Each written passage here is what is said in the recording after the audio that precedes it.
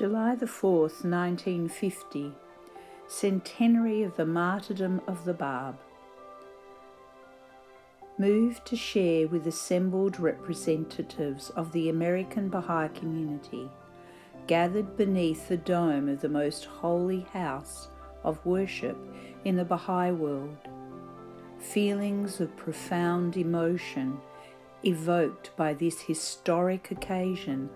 of the worldwide commemoration of the first centenary of the martyrdom of the Blessed Báb,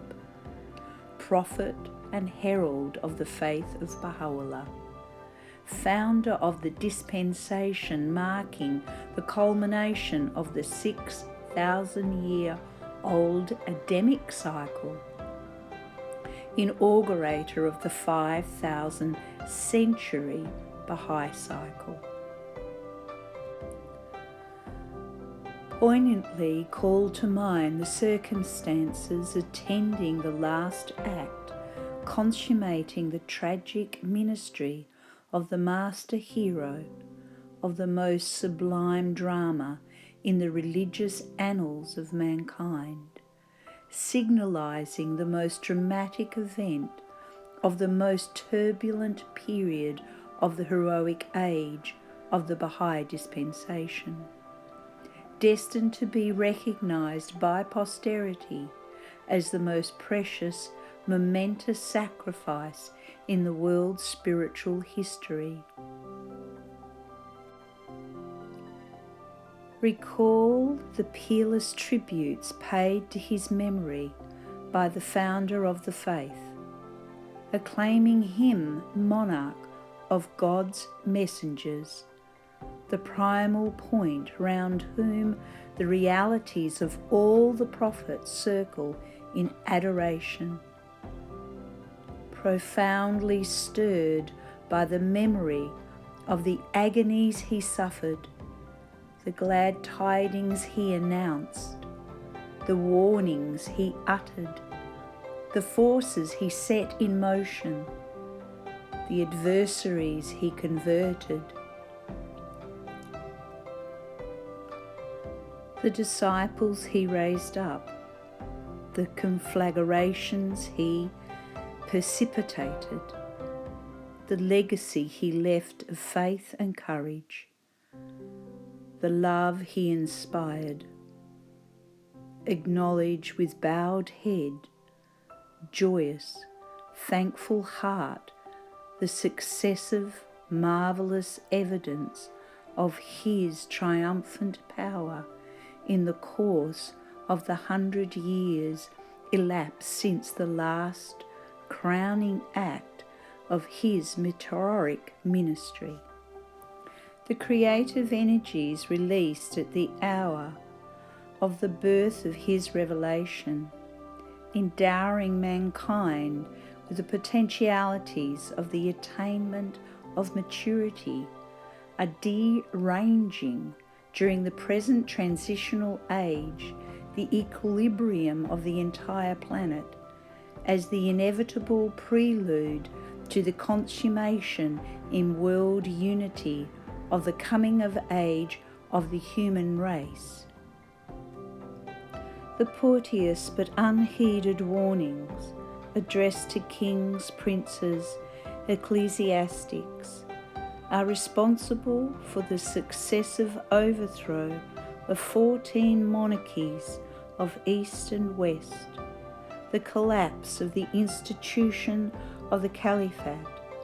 the virtual extinction of the Pope's temporal sovereignty,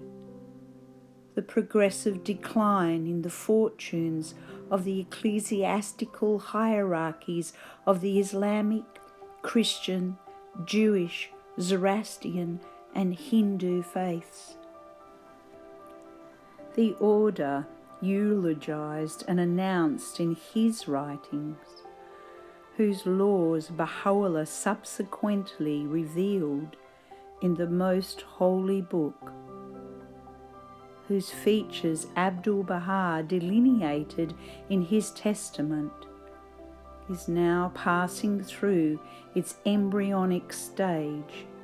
through the emergence of the initial institutions of the world administrative order in the 5 continents of the globe. Lastly, the holy seed of infinite preciousness, holding within itself incalculable potentialities, representing the culmination of the centuries-old process of the evolution of humanity through the energies released by the series of progressive revelations starting with Adam and concluded by the revelation of the seal of the prophets, marked by the successive appearance of the branches, leaves, buds, blossoms, and plucked after 6 brief years by the hand of destiny, ground in the mill of martyrdom and oppression, but yielding the oil whose first flickering light cast upon the sombre subterranean walls of the Siyar of Tehran, whose fire gathered brilliance in Baghdad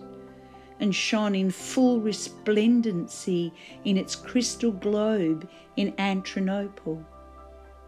whose rays warmed and illuminated the fringes of the American, European, Australian continents through the tender ministerings of the centre of the covenant, whose radiance is now overspreading the surface of the globe during the present formative age, whose full splendour is destined in the course of future millenniums to suffuse the entire planet. I appeal on this solemn occasion, rendered doubly sacred through the approaching 100th anniversary of the most devastating Holocaust in the annals of the faith, and at this anxious hour in the fortunes of this travailing age, to the entire body of the American believers, the privileged occupants and stout-hearted defenders of the foremost citadel of the faith, to rededicate themselves and resolve, no matter how great the perils confronting their sister communities on the European, Asiatic, African and Australian continents, however sombre the situation facing both the cradle of the faith and its world centre, however grievous the vicissitudes they themselves may eventually suffer, to hold aloft unflinchingly the torch of the faith,